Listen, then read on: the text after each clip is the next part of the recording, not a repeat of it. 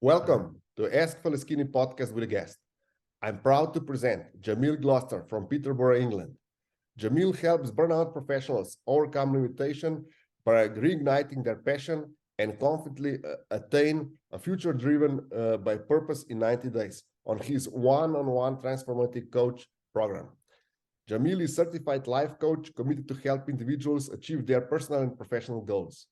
He helps if you are feeling stuck in your personal or professional life, lacking confidence or self-esteem, struggling with work-life balance, dealing with stress or anxiety.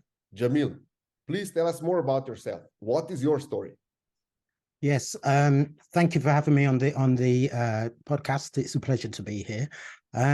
So my story, well, I'll start off with a bit about my career, how this all came about. I started as an electronics technician, believe it or not. That's where I started. And how I ended up coming out of that industry is simply because I got bored, if I'm honest with you. I was the young, fresh lad who was out of college with the qualification, given all the low-end jobs to work on. So I wasn't really getting my teeth into things and being able to use my skills that I'd learned. So I got fed up. I left the organization that I was with the intention of staying in that trade, but I got a temporary, well, it was supposed to be a temporary role in direct sales. And as it turned out, I discovered I had a bit of a talent in that. And then my income level went through the roof. So because of that, I ended up staying in sales for a number of years. I dipped out of it a few times because when I first started, I had a strong start, but then I had a few dips, which was new to me, being a freshman in sales. But being the type of person I am, I'm quite a determined individual to really do well at something. So I intended to go back into sales and develop a career in it. Now, as it turned out, I became a very high performer within sales. So I ended up in that industry for about, cool, blimey, I think it's maybe about 20 years. Now, the reason why I came out of it is simply because as much as I thoroughly enjoyed taking a healthy income home every week, I got to a point where I needed some more substance in what I was doing. I loved the money. I still love money. I'm not going to deny that, but I needed something more. And because my focus kind of shifted from money to wanting something that had more depth, it was time for me to come out of the industry, because you can't survive in sales unless you're a very money-focused person. So I lost that focus. When I came out of sales, what I knew I wanted to do was go into training. And that is simply because throughout my sales industry, I'd been training people, and throughout the sales industry, I was training salespeople, and I was doing quite well at that. So I then took up a role as an employment consultant. And this is where everything all started for me, because in that position, I found that I was giving back. I was really helping people move forward into not only into employment, but what I found was I was one of the few colleagues who was very focused on dealing with the individual, working with them inside out. Yes, my primary purpose of being in that job was to move people into employment, but I was always questioning, why was somebody out of work for so long? Had to be something more. It couldn't be just the fact that they just couldn't get a job. There had to be something more. And quite often it was often because of self-confidence. They'd been out of work for so long, so there was a lack of self-confidence, a lack of confidence in themselves. What skills they had initially, they had forgotten all about, so then started to think that they didn't have any skills, didn't have any qualities that employers would want. So what I started doing off my own back was started doing training sessions in the organizations. And over the time scale that people were working with me, you could see a huge difference in their level of confidence. And that was very noticeable by all of my colleagues in that as well. So obviously I gained a massive interest in working with people inside out. From there,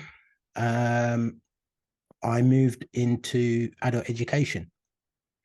And then I've been doing that now for, gosh, I still do it now. I work as a freelance tutor, but I was working as a trainer for an organization for several years, became redundant because the company ended up closing down, not through my fault, may I add. But being an individual that likes a bit of freedom, I don't like to be too restricted on things, and I didn't agree with a lot of the rules and guidelines that I had to abide by all the time. I decided I was going to go into freelance. And I feel quite blessed because in the time that I have been freelancing, I've never been short of work. So I feel quite lucky in that way. But throughout my whole career, what I always seem to be doing is focusing on developing the individual. Not, of course, when I'm delivering a session, I'll focus on the skills, but I'm more focused on the person, the individual, working with them inside out and giving them a lift and inspiring them. And that seems to come more natural for me. But one thing that I experienced when I was working as a trainer for the organization, which I won't mention at that time, I experienced burnout. And it wasn't a good thing to experience at all. What had happened, how this came about is paperwork. I'm not very good at it, because I'm more of a creative individual. If you put me in front of people, I'm quite happy delivering. But when it comes to doing paperwork, that's an uphill struggle for me. Creatives don't tend to be super great at paperwork. So I found myself in a role which I really thoroughly enjoyed. It meant a lot to me because I was helping move people forward, but I was up against it with regards to paperwork, and I was being put on a performance plan. So that was stressing me out. Also, at the same time, my daughter was living with me, bless her heart. And it was a very toxic environment, all I can say, because she was a bit of a nightmare at the time. So it got to a point where I didn't even want to go home to my own house. So what I found was my body was under stress 24/7. And because I was so behind on paperwork, I was going in mega early in the morning to get paperwork done, and I was leaving the office late at night. So I was the first person in probably two or 3 hours before everyone started, and I was the last person that left maybe 3, 4, 5 hours after everyone left. So I would leave work at about 9, 10 o'clock sometimes, when our finish time was 5. So, but that certainly showed my dedication to the job. Yeah, but I was just overworking myself. And on top of that, my body was under stress 24/7. So what happened after some time is when my daughter left home after some time, and I ended up getting all the paperwork out of the way, and I caught up with myself in the training role that I was in. But what happened is all of my dreadlocks, I used to have dreadlocks all the way down to pretty much to my bum, nice, healthy, thick dreadlocks. Over 2 months, the whole lot of them fell out, every single one of them. And on top of that, my skin on my hands, they became so scaly and dry. It was, I don't generally get embarrassed easily, but that was a very embarrassing situation for me. I didn't want to show myself, so I became more withdrawn. I was gaunt in the face, lost a lot of weight, ended up having alopecia. I suffered from that quite badly. Where I'm at now is this hair that I've got. This has taken probably maybe about 6 years to get to this length. And in all honesty, this length before burnout, it would probably take me about a year for it to grow to this length. So I would say that my body's still repairing even from then, and it's crazy. So anyway, with regards going back to the training, I'm still doing freelance training now. I do that in the daytime, but in the evenings or any other time that I can, I do the coaching, and my aim is to focus on that full time. So I'm in the transitional period at the moment, but my target audience is obviously burnt out people, burnt out Yeah, professionals. very well. I have a personal experience with burnout. For me, it was a bit different. I didn't have much hair to start with, so this was not the indication for me. I just gained a lot of weight, and I was tired, and I was not productive, and I find it really hard to find motivation. Yeah. And it was all about motivation, what to do next, and so on. I had really, let's say, I was fortunate that I could do on my own terms or work on my own terms. However, I didn't find any challenge anymore.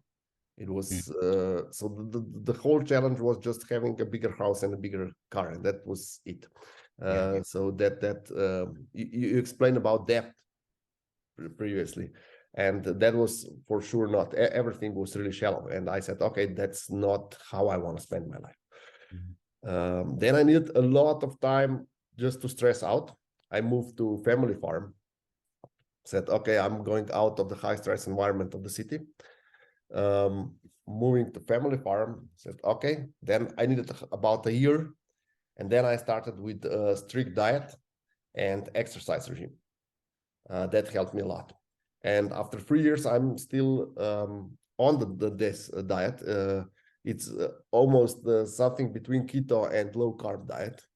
Right. And I'm switching between keto and low carb, depending on time of the year. I do a lot of exercise now. Basically, every day I go for at least an hour walk. And this is how it helped me. And somehow, even if they said that the change comes from inside out, in my case, the food and the exercise triggered the change. And I also believe that I had a good depression that I didn't even notice that I now, when I look back, see that I have. So when I saw that you're treating people with burnout, I said, okay, that is something I would really need when I started. The first question would be for me, because you're an expert, how would you explain to business people when could they sense that they are moving towards burnout, or that they are already in deep in burnout? What are the indications? What are the typical things that you notice with people that are on the way to burnout or are already burned out? So, well, there's a number of signs, and I believe that when someone becomes burnout, there's a combination of things that are likely to happen, because a lot of the signs pretty much everyone experiences. So this could be exhaustion, it could be lack of sleep, headaches, stomach aches, all of those types of things. They're common signs of someone that's going to have burnout. But I think that when someone actually gets to that point when it's really going to affect them, it's going to be a number of combination of things that are consistently happening. It could be that they're becoming, there's a lack of motivation, losing interest in what they're actually doing, and these are clear signs. But I think it's if it's happening on a frequent basis, because these are all signs that a lot of people in work environments experience anyhow, and there may be the one or two of them off. But when there's a combination of them that are happening day to day to day to day, when we take my example, where with regard to losing hair, we all lose hair. We're always losing hair all the time. So me losing, when I said earlier that I lost them over 2 months, well, actually, I did see dreadlocks fall out here and there. But it didn't stress me out, because it was nothing that I was, it didn't come as a surprise to me, because I've been experiencing that anyway. We all lose hair. But the thing is they all started to fall out at quite a rapid rate in a very short period of time. And then that was a cause for concern. But on top of that, I wasn't sleeping properly. Additionally, I wasn't eating properly. I was also withdrawn with everyone else. There was a lack of motivation in the work that I was doing. Although I was really pushing myself to actually make sure that I was getting everything done, I was demotivated. Yeah. So these signs, if people are seeing them as a consistent thing that's happening to them, then it's a pretty good chance that they're heading towards burnout. Did you experience aha moment that you said, aha, I have a burnout? Is that something that you experienced? Yeah, but it was too late. it was too late. And the clear sign for me, I have to go back to my hair, because it was my signature. When there was clumps of them that were falling out, then it was like, whoa, what's something's not right here. Because I was finding them not just around the home, but also around the office. And at that point, I was catching the bus to work as well. And when I would get onto the bus. When we'd get to the stop, as I was getting up and coming off the bus, I would see my dreadlocks along the aisle on the way down. So, experience it, because that was not normal. That was not normal. So, yeah, there was a bit of a telltale sign for me there. I can't say that I really identified it at that time. I think the time when I really identified it was probably when my skin started to break out. It became very dry and very scaly. That was when the time when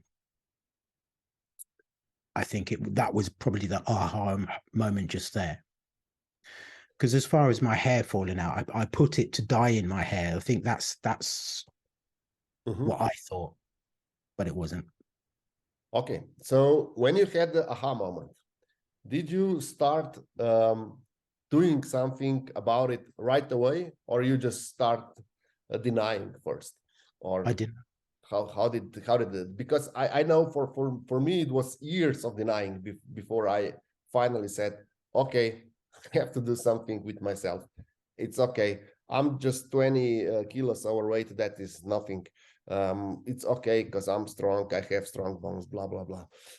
I did a lot of weightlifting. I said, okay, I'm full of muscles. Blah blah. So bullshit like that. Would you agree that denying is the first phase of burnout as well? 100%. 100%. I was probably in denial of it for God, several months. Several months. And then I had to submit to the fact that it was burnout, because it wasn't going anywhere. It was just getting worse and worse. I wasn't improving. So yeah, I was denying it. And I think that's possibly the stage that everybody who goes through burnout will go through as well.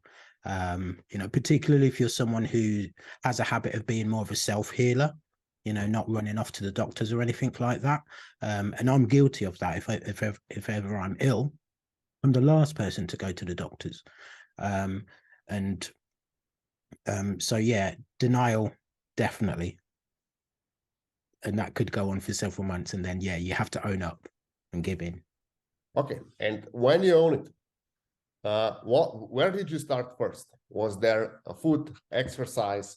Was there a coach or a helper? You said that you were more self-healer. Did you consider getting third-party help at that moment? And how important is to change your work environment? So for me, I changed my eating habit. That's for sure. I started to eat more healthily and train more often. So I do more regular exercises now, and have done since then, actually, to be fair. But eating regularly has been one of the key things for me. Eating healthy meals, because I think at the time I was eating lots of, not takeout, but a lot of processed foods. Yeah. So now I eat more wholesome, healthy foods now. What else is there? And a lot of internal management. So a lot of not letting things get to me. Yeah. We all experience stress. We all have really tight deadlines to meet from time to time.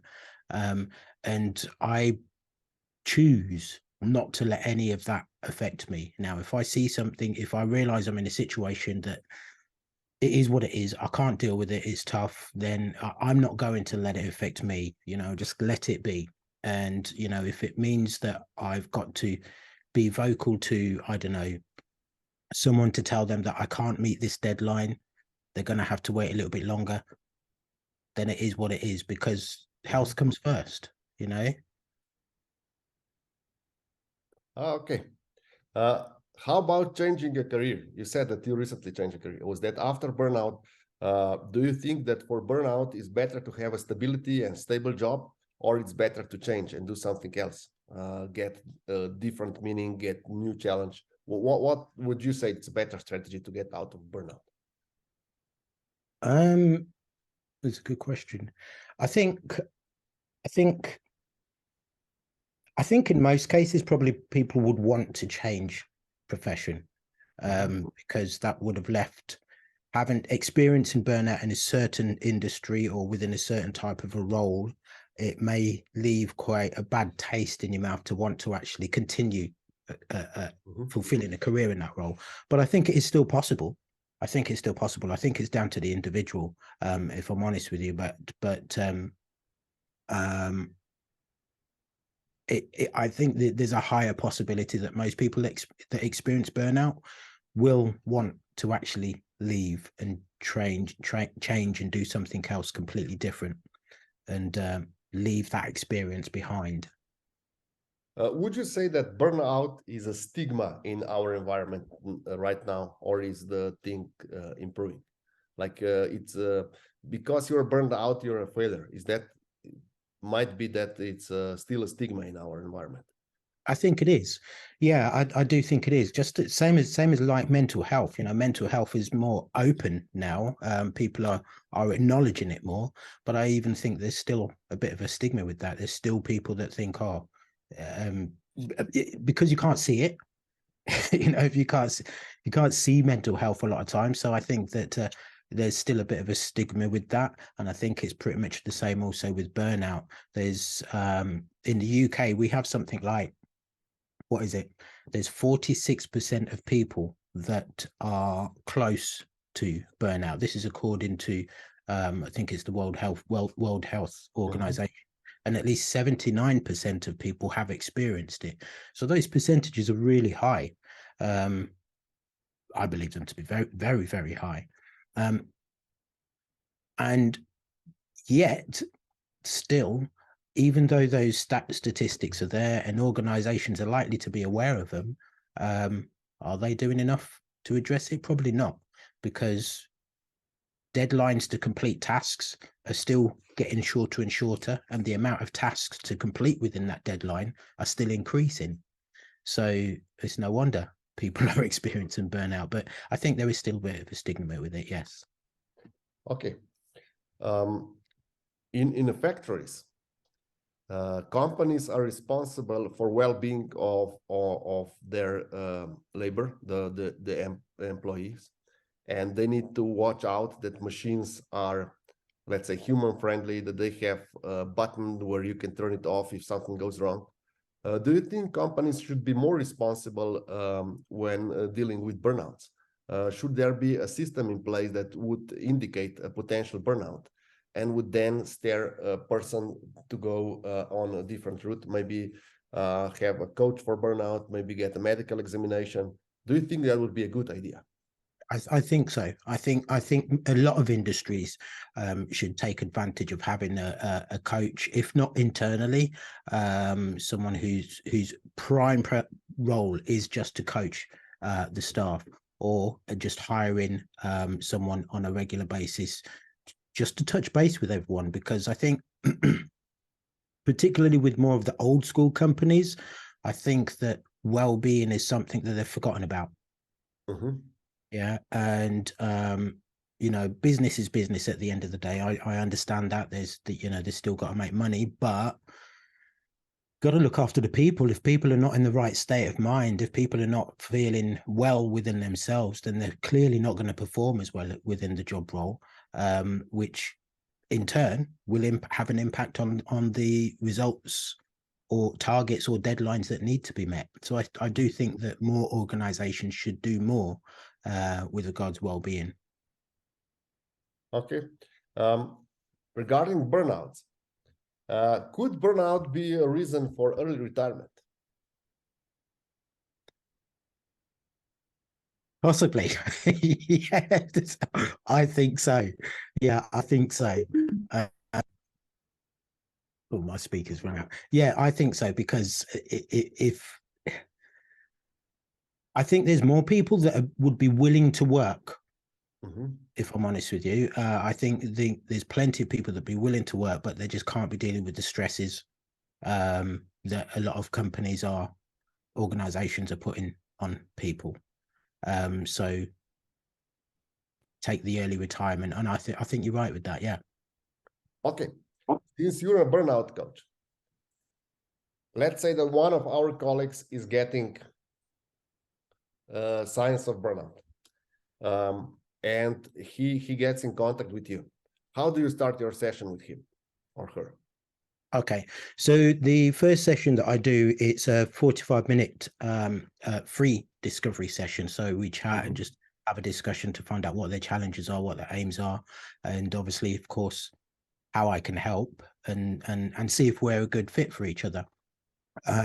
But in that session as well, we'd also do some physiology exercises just to change their state. So there could be some breathing exercises and so on. And these are takeaways that they can use in their own time if they feel that actually they're feeling a bit tense, feeling a bit anxious, feeling a bit stressed out. Then there's a few exercises they can do in that moment to change their state. But I would never say that my program is anything all magical or anything like that, because I think that all coaches do a similar things, to be fair. So of course we'll be focusing on what their aims are, specifically what they want to get from the coaching program, set some goals, do action plans, and have regular meetings, and hold them accountable as well to make sure they're actually doing everything that they say want to do. But draw the information out of them, because most of the times we've got the answers ourselves. It's just that we might not be having anybody asking us the questions that need to be asked for us to discover what the answers are. Okay. Would you say when getting out of the burnout, is motivation more important than discipline? To get out of it? Yes. Yeah, good question. I think motivation is. Yeah, I think initially you need to be motivated, and then I think the discipline is what follows on. Yeah, I think you need to want to actually get better. So that's where the motivation would probably be the primary thing to start off with, and then the discipline would follow in. If we develop that habit, then that will show the discipline there. Okay. Another question. When they started talking about burnout a couple of decades ago, they made a lot of neuro experiments, and they started defining burnout as something that happens to people that live on adrenaline rush. Would you say that is correct, or are there many other reasons? Because people that tend to be ambitious, that tend to have a bit bigger goals, they live more on adrenaline, they need more adrenaline rush, and they tend to experience burnout at least sooner, if not the earlier. I think there's a pretty good chance of that, but I would never say that it rules out anyone that is not highly ambitious. Certainly not. I think it's something that in fact, I know it's something that everyone could experience, at what level of ambition they have. But I think that yes, for those that are more determined, tend to be very highly ambitious because they're always pushing themselves. They're possibly closer to having burnout if they don't manage themselves properly. Yeah. Okay. Would you say that there's a food supplement that you would recommend for people that are experiencing burnout? Well, I would never say I'm a nutritionist at all. That's not my No, speciality. just out of the blue. What helped you?